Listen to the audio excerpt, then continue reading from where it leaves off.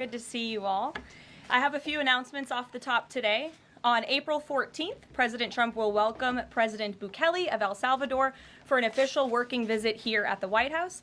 They will discuss El Salvador's partnership on using their Supermax prison for Tren de Aragua and MS-13 gang members, and how El Salvador's cooperation with the United States has become a model for others to work with this administration.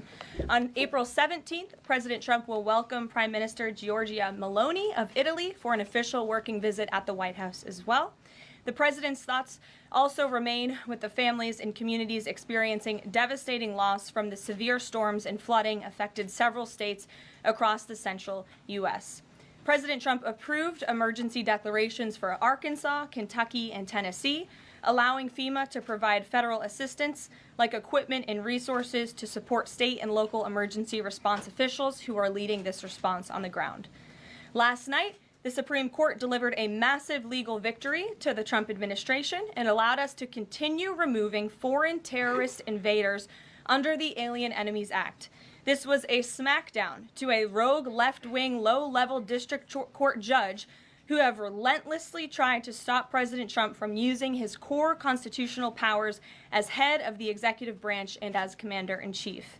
The highest court in the land made it clear that the President of the United States has the power to protect our homeland and forcibly remove foreign terrorists who pose a grave threat to families and communities. Thank you to the Supreme Court for upholding the rule of law and protecting the Constitution. Our message to the monster Tren de Aragua and MS-13 terrorists still hiding illegally inside our country is clear. Deport yourself now, or you will be locked up and sent back to your home country.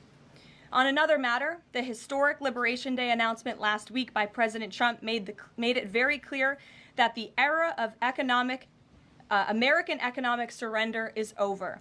President Trump is no longer going to allow American workers and companies to be ripped off at the hands of foolish trade practices that shipped away millions of high-paying jobs and hollowed out communities across the country. It's America first, all the way. And despite fear-mongering by the media, the world is clearly responding to President Trump's approach. Just yesterday, President Trump held a bilateral meeting with Israeli Prime Minister Benjamin Netanyahu here at the White House.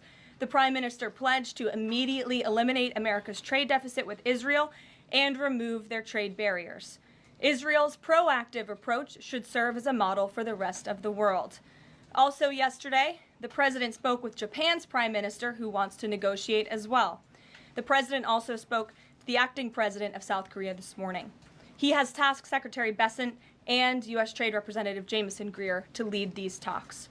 In total, since the Liberation Day announcement, nearly 70 countries have already reached out to the President to begin a negotiation.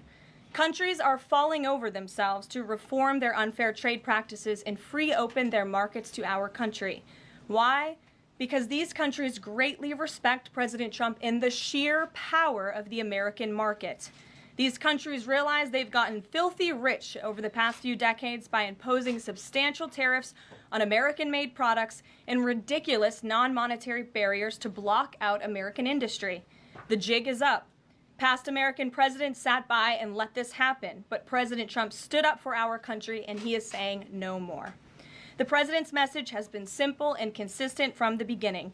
To countries around the world, bring us your best offers, and he will listen. Deals will only be made if they benefit American workers and address our nation's crippling trade deficits.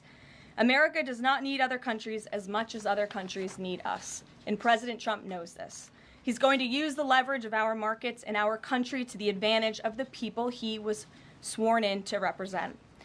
On the other hand, countries like China, who have chosen to retaliate and try to double down on their mistreatment of American workers, are making a mistake. President Trump has a spine of steel, and he will not break, and America will not break under his leadership. He is guided by a firm belief that America must be able to produce essential goods for our own people and export them to the rest of the world. A strong America cannot be solely dependent on foreign countries for our food, medicines, and critical minerals. And America must always maintain a robust defense supply chain. Reprioritizing and strengthening our manufacturing industry are essential national and economic security issues of the utmost importance to President Trump. By focusing on supercharging the onshoring of American manufacturing, the president is already delivering on his promise to usher in an economic golden age for our country. Just look at Friday's jobs report, which smashed expectations for the second straight month. The American economy added 228,000 jobs, nearly 100,000 more jobs than economists predicted, and the fourth highest month for private payroll growth in the past 2 years. There was also a sharp increase in transportation, construction, and warehousing employment. And in just 11 weeks, President Trump has secured more than $1.5 trillion in private sector investment. This is $500 billion more than Joe Biden secured in his entire term.